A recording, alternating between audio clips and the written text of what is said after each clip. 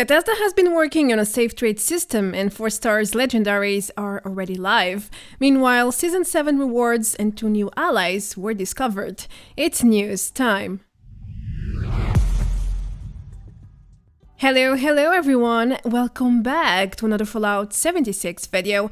I hope you have been well. If not, I bet the following news will excite you about what's coming to 76. Data miners discovered a new safe trade system which looks quite complete already. Also, the recently delayed 4 stars legendary system is also well developed, and some of the new effects can already be tested on the PTS. Let's not forget about Season 7 rewards. There are complete lists and lots of images on the upcoming items, not all, but some. In this news, I will also unveil all the known facts about 2 new allies and the very first pet, which is supposed to be a Doberman. To finish, I will inform you about major issues with the Mothman Equinox event and a little trick with the Pipboy color customization. Alright then, the intro is done. Let's get started with the details. Safe trading has been a highly requested feature for 76, pretty much since the release days. And it makes sense, after all, with the current trading system, players can only safely trade items for caps. Everything else must be done manually. For instance, if you want to trade an item for an item, you need to do it in good faith and hope your trader stays truthful to their intent. Needless to say that many do not, and scams end up happening almost every day. At least we have Market 76 on Discord with a karma reputation, which helps identify honest traders, but still, a safe trading system in-game would make things so much easier and better. The great news is that Bethesda has been working on a system like this. Thanks to the data miner Madocrod for sharing his findings about this one. Now, according to the game files, there is a main folder dedicated to a new system called Secure Trade. Inside, there are lots of subfolders for this new system, including a new trading interface, buttons, icons, and other visual assets, as you can see.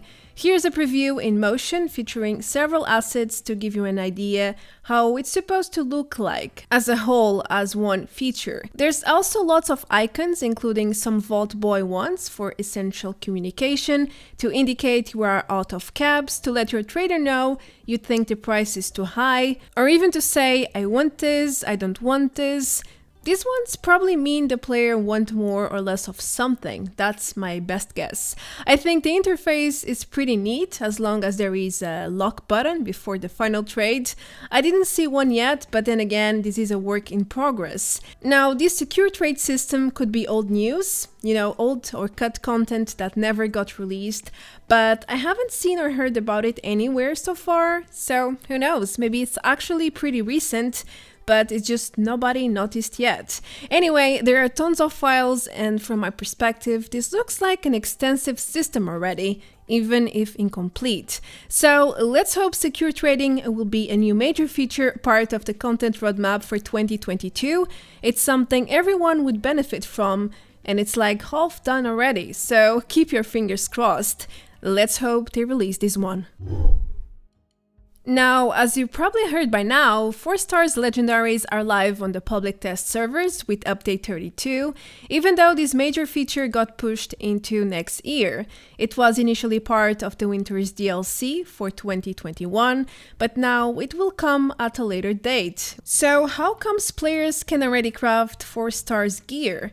Well, first of all, only a few new effects are craftable right now. It might or might not be intended from Bethesda's part. Either way, it's not like there's a lot to test, but there's a lot of stuff in the game files, so let me explain the basics to you. First of all, keep in mind the system is far from being complete or polished. I mean, this feature got delayed for a reason, right? Now, before I explain what each new legendary effect does, you should know that the requirements for 4 stars are very demanding. Right now, players need 4 ingredients in total to upgrade their gear: Vault Steel, legendary cores, legendary script, and a new currency called legendary shards. It's still not known how will players be able to get this one, but if I had to guess, I would say it will be through the Prevere. Anyway, these shards are basically effect mods, which means goodbye random rolls. You can just buy the shard with the effect you want and upgrade your gear with the exact effects you want. And that's another awesome feature, I would say. It seems like all your pre-existing 3-star effects are kept. The 4th effect can be applied individually, of course, without interfering with the remaining effects. Well, that's exactly what players have been asking for a very long time. Less RNG and more personalization at will. However, there is a downside, a really huge one. Once you apply a 4th effect, the decision is final. Your item becomes untradeable and bound to you, which means you can't touch any of your legendary effects anymore. It locks your item, and all you can do forward is to change your normal mod slots. That's it. So watch out here, choose your 4th effects wisely. You only get to upgrade your gear once if this rule carries on as it is. Now, the 4 stars legendary system will introduce at least 14 new effects, as the data miners Garrust, Madocrot, and Mapex retrieved so far. Here's the full list. I know it looks a bit confusing at first, with all the sub-effects and so on, but here's another file to make it a bit more clear. If you are wondering about the effect rules for the gear type, here's what can be applied to what, according to the game files. There are 8 armor and power armor effects and 6 weapon effects, with 1 unique for ranged and another unique effect for melee weapons. Now let's quickly go over the new 14 effects. What are they and what do they do? Let's start with the 2 weapon effects players can test right now, the critical healer and bruisers. The first allows you to restore some HP with every critical hit, but right now it's super buggy. I tested with different weapons and the result was always the same. Here's a great example. Sometimes it does trigger, yes, but most of the time I perform crit hits inside or outside of VADs and nothing happens. As you can see, my HP bar is not recovering despite landing several crit hits over and over again. It must be part of the incomplete system, so let's not worry too much for now. Next, we have the Bruiser's effect, which unlocks 15% damage and 25 physical damage resist with every enemy bash hit. I also tested this one and it works very well. 1 bash is enough to trigger this effect, which lasts 1 minute and has about 2 minutes of cooldown for balance reasons, so players cannot abuse it, you know. Moving forward, the Warmonger's legendary effect will increase your damage by 150% on the next hit within 15 seconds of a kill. By far, this looks like the strongest and most OP effect from the 14. I mean, 150% is a lot, especially if you consider some builds do insane amounts of damage already. With that on top, yeah, I think they kind of need to balance this one, especially if you compare it to the rest of the effects, which are nowhere near OP as this one. Another pretty great effect is Daredevil's, which reduces the AP consumption while sprinting during combat.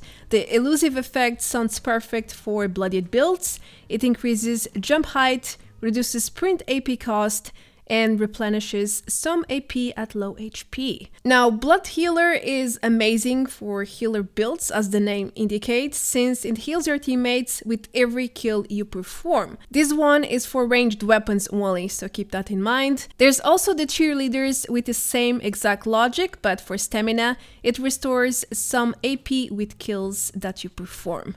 Now, Invigorating sounds pretty decent too, as it increases AP regen for yourself and your teammates. Anyhow, there's more new effects, but they are all quite underwhelming in my view, such as Elemental, which unlocks 20 elemental defense at random every 5 minutes, or Guardians, which increases allies' elemental defense again, but now by 10. If you love carry weight builds, then you might want to go for Haulers, which unlocks 10 extra carry weight per armor piece. Pretty decent.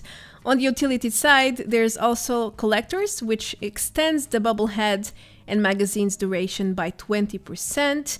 Persisting increases your max stamina by 15 points, and Heavy Hitter gives you a 50% chance to cause an explosion with power attacks. This one is unique to melee weapons as to be expected. That's it, the full list featuring the 40 new legendary effects, but don't expect any of this to be final. In fact, I'm sure some of these effects will be reworked or even replaced until the 4 stars legendary system reaches the official servers. So stay tuned for more updates, news, and probably additions as time goes by. Alright, the next news I have for you is about Season 7 rewards. First of all, this upcoming season to go live in December will be called Zorbo's Revenge, and as per usual, it will include dozens of new rewards. Here are the existing complete lists mined by Gerst. It's another fully dedicated season to space, sci-fi, and Dr. Zorbo in particular, a villain that made an appearance during Season 1, the Legendary Run. Needless to say that a huge part of the rewards are related to space. In fact, players will be able to unlock Dr. Zorbo's robes and his freaky head where showing his brains and everything. Ooh. It's a bit disturbing, I'm not going to lie, but it looks cool at the same time. There are also posters, new photo mode poses, new emotes, a raider's hairstyle, and so much more.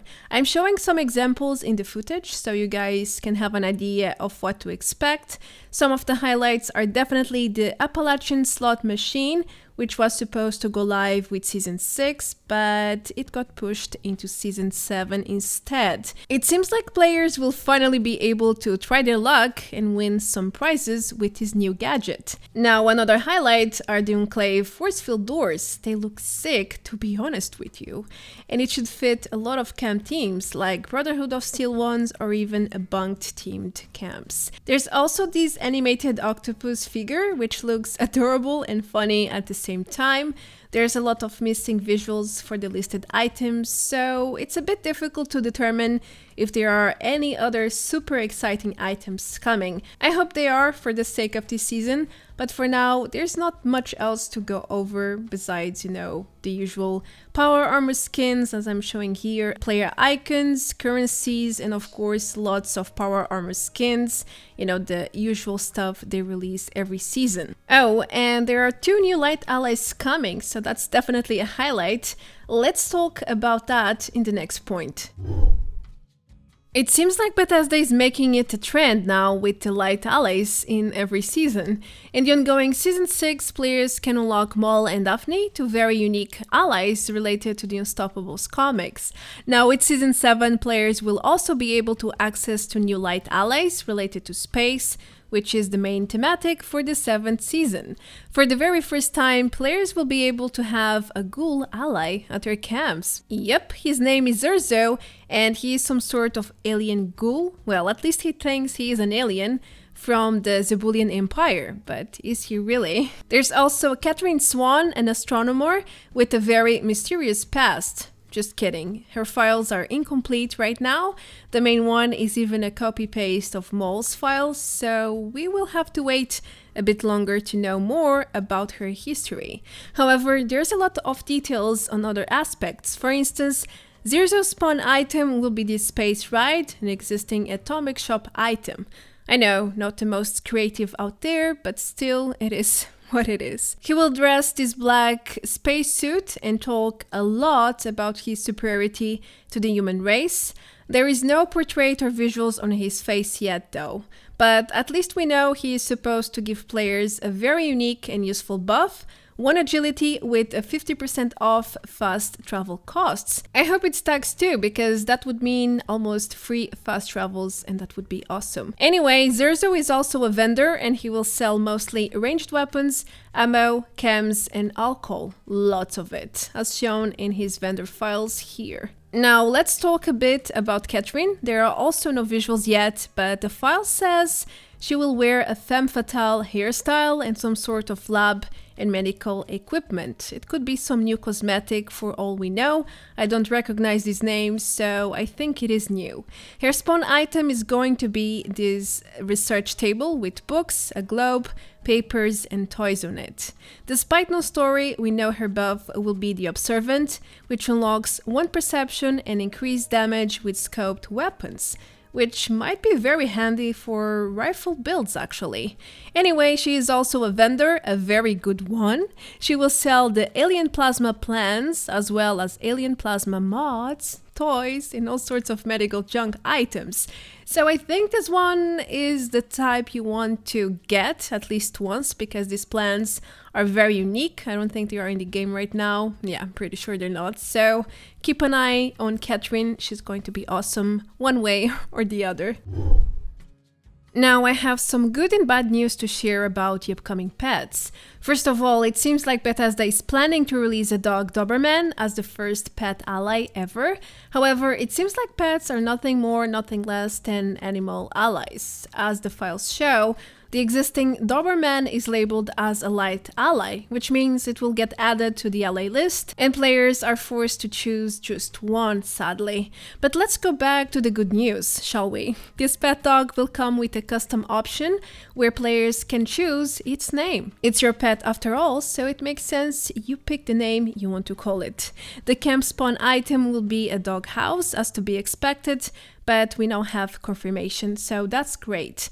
Moving forward, players will also be able to talk to their dogs by accessing different dialogue options. They can also perform certain actions, such as feeding it with dog treats. Currently, there is no finished model for the pet. I'm using the default asset for existing Dobermans in-game. However, the data miner Madrock tried to put the existing skin together, which looks a bit different than the one we have already. But yeah, as you can see, something is not right. The texture is really not finished yet. Now, there's also an entry suggesting the pet will be able to wear some sort of light armor. It might be the clothing for the pets. Lastly, feeding your dog will give you an unique buff, which unlocks 2 extra agility, and eating dog food will be twice as beneficial, which can temporarily replace the can-do perk if you use it. So it seems like owning a pet in 76 won't be just about visuals. It will also come with some benefits. As the last news, I want to quickly inform you about several major bugs with the new seasonal event Mothman Equinox. So far, players have detected 3 major issues. First of all, the event can take a while to begin for some players, especially if you join midway, as shown in the footage. Sometimes it can take minutes until your event objectives show up, which is very frustrating. With no event interface or objective marks, it's pretty difficult to know what needs to be done, right? It sounds bad as it is, but the next bug is far worse. Right now, the Mothman Equinox rewards pool is not working as intended, even if you meet all the requirements to unlock tier 3 rewards by keeping the 3 pyres alive. You might not receive any unique rewards despite that. If you have no idea what I'm talking about, feel free to check my complete guide where I go over the event stages, all the new exclusive rewards, and even locations. Now, multiple players have reported this issue, and Bethesda is aware. They even said they are investigating the bug, so let's hope they can tackle it down before December. The last major bug I spotted is about the event spawns. Right now, the event is not always starting every hour as it's supposed to. I encountered this bug a few times now, and I'm hoping this doesn't leave the public test servers, since it would generate so much confusion and probably enrage players too in the process. Well, I hope none of those end up in the official servers. That's what we have the public test servers for. Am I right? As the last news for this video, I selected the Pipboy color change, which is some sort of unintended feature as I explored in one of my latest overviews. Basically, if you can access the PTS right now and change your Pipboy colors there, then the same changes will carry on to the official servers because the file for this feature is the exact same. It's like account logged or something alike, which means players can unlock this upcoming feature way ahead of time. Anyway, if you wish to learn more about the Pipboy customization rules and how it affects other players, you know what to do. Alright, we are close to the end here. As today's random bug, I have this error while trying to log in into my custom worlds. It clearly failed and said CGM don't load failed for whatever reason. I also don't know what CGM stands for, but it's okay. It's just random bug, so I had to put it here. I had never seen that one before. Anyway, that was it. It was an intense round of news, and guess what? There's plenty more from where that came from. Sometimes I really wish my production process could be faster to keep up with all the discoveries out there, but it is what it is. Now, if you enjoyed the content, feel free to leave a like, comment below, and all of that. I am Marta Branco. Thank you so much for watching, and as usual, a special thanks to everyone who goes the extra mile for my channel. You guys rock. Well then, I will see you all very, very soon in the next video. Until then, take care, adeus, bye bye!